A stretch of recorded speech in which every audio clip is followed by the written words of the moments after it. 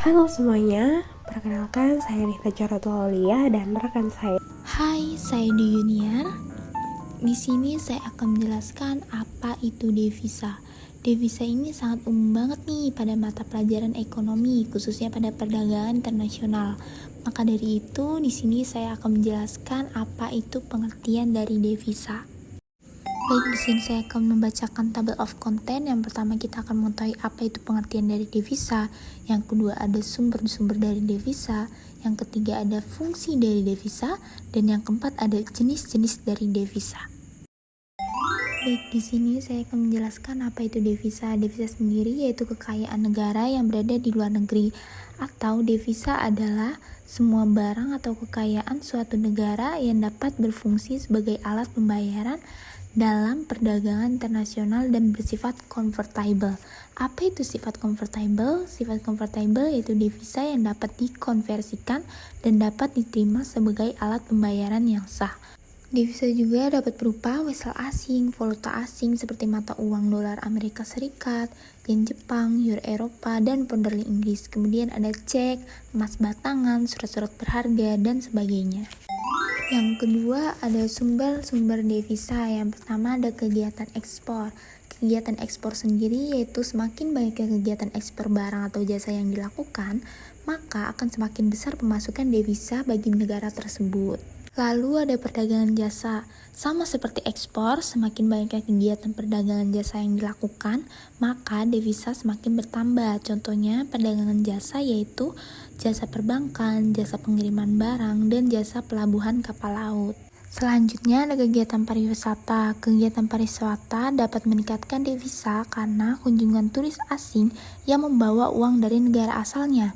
Adapun manfaat lain selain meningkatkan devisa yaitu meningkatkan kesejahteraan masyarakat dan meningkatkan citra negara. Kemudian ada pinjaman luar negeri.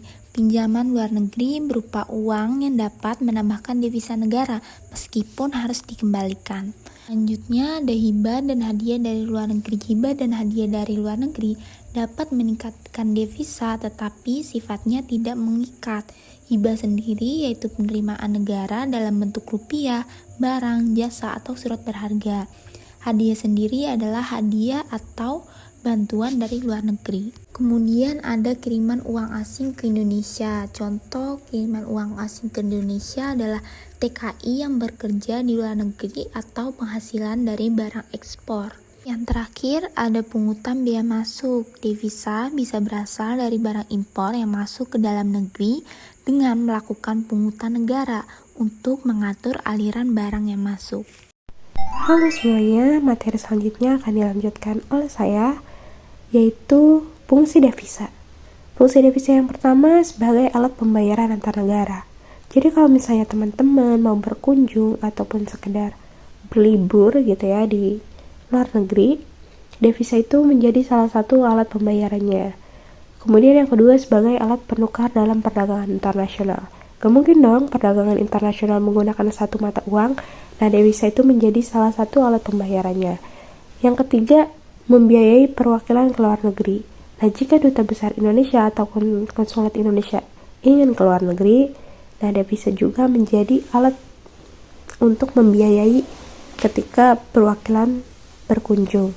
Yang keempat, membiayai kegiatan perdagangan di luar negeri. Nah, Indonesia sendiri kan sering tuh mengimpor barang dari dalam ke luar negeri. Nah, untuk bea masuknya itu menggunakan devisa. Yang keempat, membiayai kegiatan perdagangan di luar negeri. Nah, Indonesia sendiri kan sering tuh mengimpor barang dari dalam ke luar negeri. Kemudian, sebagai bea masuknya itu menggunakan devisa. Kemudian yang terakhir sebagai cadangan moneter negara. Nah, maksudnya ketika suatu negara itu mengalami krisis moneter, negara tersebut itu masih mempunyai cadangan devisa untuk menjadi salah satu solusi ketika hal itu terjadi. Nah, di sini ada jenis devisa. Devisa itu bisa dibagi menjadi dua, yaitu ada devisa umum dan devisa kredit. Devisa umum yaitu devisa yang didapat dari kegiatan ekspor, penjualan jasa, serta bunga modal. Nah, devisa umum itu jadi sederhananya yaitu devisa yang didapatkan oleh negara itu sendiri, baik itu melalui perdagangan ataupun ekspor impor. Nah, mereka mendapatkan devisa umum itu dari situ. Yang kedua ada devisa kredit. Devisa kredit adalah devisa yang didapat dari kredit atau pinjaman luar negeri. Maksudnya ketika Indonesia meminjam ke suatu negara, nah devisa yang didapatkan itu devisa kredit, bukan devisa umum tentunya. Baik, mungkin segini penjelasan dari kami. Semoga pembahasan kali ini bisa dipahami dan sampai bertemu di materi selanjutnya.